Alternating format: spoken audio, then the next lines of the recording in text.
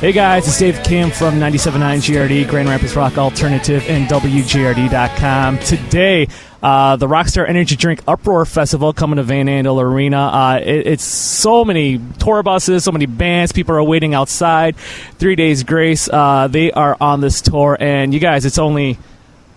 You put out Life Starts Now, actually almost exactly 2 years ago, like 2 days short of, I think it was, September 22nd, yeah. It's practically like a greatest hits collection now because you put out so many singles. Has this record done everything that you expected it to do? Yeah, man, we've been having we've been touring for 2 years on it, and we're pretty happy with the record. You can't really expect anything when you're writing music. You're just, we're happy that our fans really relate to it, and it's been fun touring it for sure. Yeah, no, that's absolutely true. It's in the music business today, it's tough to expect anything, and we're happy with it. Absolutely, yeah. And I've been rude. I didn't introduce. This is Adam. This is Brad from 3 Days Grace, but. Now, with a new record, it seems like when you look back with the self-titled and 1X, it seems like every 3 years a new record. Will you guys continue that trend? I'm sorry, you said every... It seems like it's been every 3 years that's when you put out a record. So is that trend still going to be like that? It's just sort of happened to work out that way, that we put out a record and then we spend a certain amount of time out on the road, and then we get home and write the record, record the record, and then it's 3 years, goes by and the next record's out. But we're working on the next record right now. So there's whether or not it's going to be another year until it comes out, I don't think so. But so it might be a shorter period this time around. We're working on a new record now, and we're almost there, so we'll see what happens. Will there be a particular theme? It seems like with Life Starts Now, it had a little bit more of a positive note than previous albums. Will that be something that'll continue? Well, I think it was a bit, it was a bit positive, maybe in the sense that we were trying to look at the world in a different way, just because we had been through a lot of different things, and we just sort of realized that, like Life Starts Now, and it just, in general, is just sort of about... For us, it meant living life on life's terms. You can't really change what happens in life, and so we tried to look at it in somewhat of a positive light. And but all our music always comes from emotion, whether it's negative emotion or positive emotion. So there's always something to write about. No matter how good things look on the outside, there's always something that that for me and the other guys, I think we need to get out. We need to express. That's what we do. That's why we do what we do. You know what I mean? So so I think the emotion that we have is always going to sort of be there. Even with the band name, it seems like to have that emotional attachment. Like, because it was like, I think if I'm read from previous interviews that it was just, if you have only 3 days left, what would you do? Right? Isn't that how the band name came up with? Yeah, pretty much, man. It's it stands for a sense of urgency. It's it's that urgent feeling of if you have to change things in 3 days, could you do it? And it's kind of matches our music too, so it's cool. When you guys actually took off back in, I think it was 2003 with the self-titled, that's when really the music industry started taking a hit with digital downloads and things like that. Was there kind of a sense of dread, like how's this going to work? Because the industry's not what it was 10 years ago. I don't think we ever had a sense of dread, as you put it. We were lucky enough that we ended up signing a record deal, getting a record out and stuff, just at a good time. At a good time for us anyway. Just before the whole the whole internet thing and all that sort of stuff. So.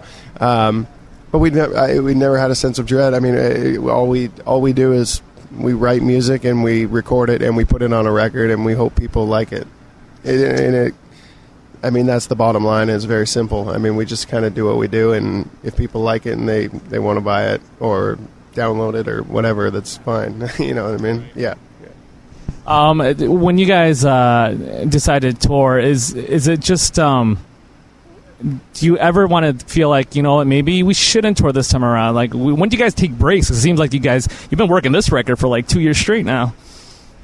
Yeah, we're fortunate now to kind of pick and choose. Back in 2003, 2004, we didn't really have a choice, and we played 2 years straight. I think we were home maybe 2 weeks out of 2 years, and now we're fortunate enough to take time off, and we took the summer off, this year, and it's been nice, man. It's been a little bit more chilled out, and we have kids, and we have families, and we have stuff at home, so it's nice to do that. Yeah.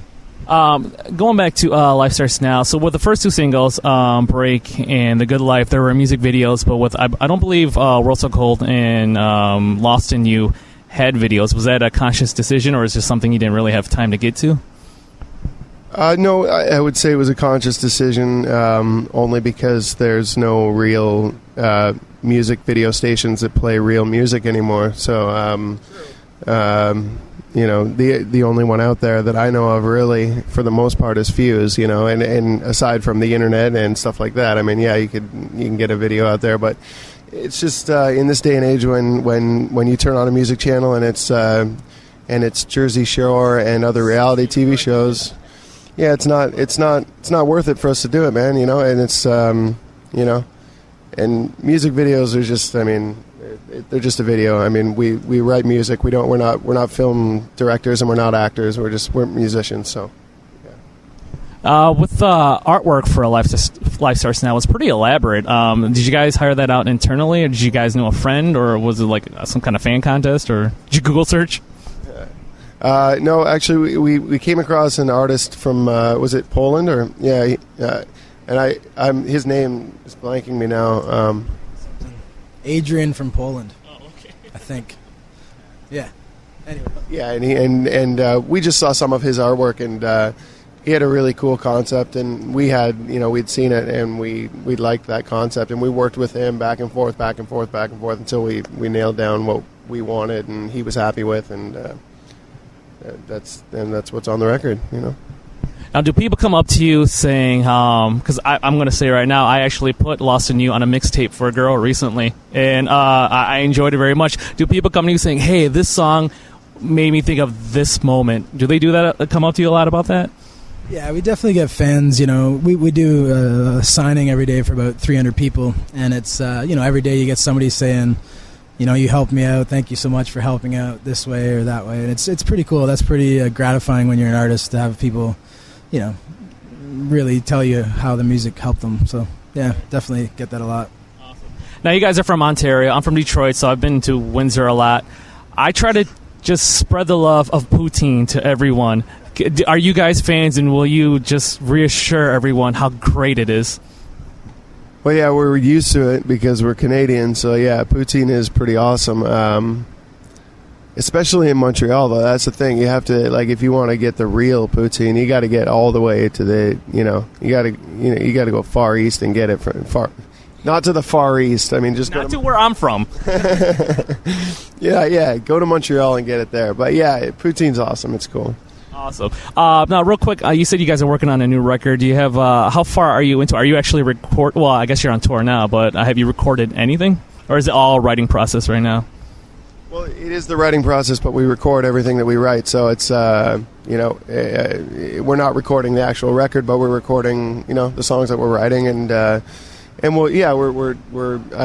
just gonna say we're maybe a little over halfway there, and when we get home, we'll take a bit of time, and then we'll record the record, finish it off and record it. Awesome. One last question: what cologne are you wearing? It's very intoxicating. Well, for one, that's a very uncomfortable question coming from you.